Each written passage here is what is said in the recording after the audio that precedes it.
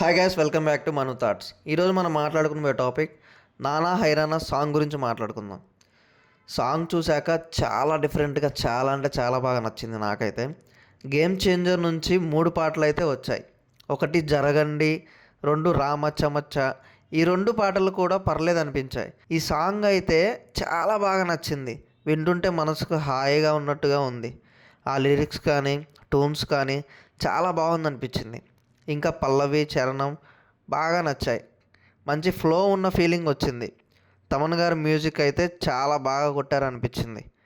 ఈ సాంగ్లో ఉన్న విజువల్స్ కూడా చాలా ఎక్స్ట్రాడినరీగా ఉంటాయి. శంకర్ గారి సినిమాలో అన్ని సాంగ్స్ కూడా చాలా గ్రాండియర్గా, నెక్స్ట్ లెవెల్లో భారీ ఖర్చుతో ఉంటాయి. ఈ సాంగ్లో కూడా విజువల్స్ చాలా బాగా డిఫరెంట్గా, గ్రాండియర్గా వావ్ అనే కైండ్ ఆఫ్ ఫీలింగ్ తీసుకొస్తాయనిపిస్తుంది. నెక్స్ట్ లెవెల్ విజువల్స్ అవి. శంకర్ గారు ఆయన మూవీస్లో ఇలాంటి సాంగ్స్ చాలానే ఉన్నాయి, బట్ ఈ సాంగ్ మాత్రం వాటిని మించిపోతుంది అనిపిస్తుంది. జరగని సాంగ్లో కూడా నెక్స్ట్ లెవెల్ విజువల్స్ ఉంటాయి. రామచ్చ సాంగ్లో కూడా అలాంటి విజువల్స్ లేకపోయినా అందులో డాన్సెస్ ఎక్కువగా పెట్టి చాలా బాగా తీశారు. సాంగ్కి డిఫరెన్స్ అయితే ఉంటుంది. శంకర్ గారి మూవీస్లో రామ్ చరణ్ గారి లుక్స్ ఇందులో చాలా బాగున్నాయి. స్పెట్స్తో ఉన్న లుక్స్ ఉన్నాయి, నార్మల్ లుక్స్ ఉన్నాయి.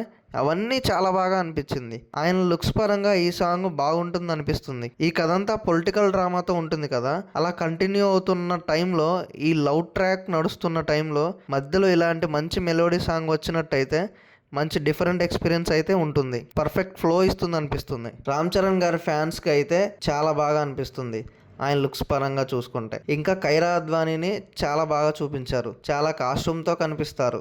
అవన్నీ కూడా చాలా రిచ్గా అండ్ గ్రాండియర్గా కనిపిస్తాయి. యథావిధిగా హీరోయిన్స్ని బాగా చూపిస్తారు శంకర్ గారు.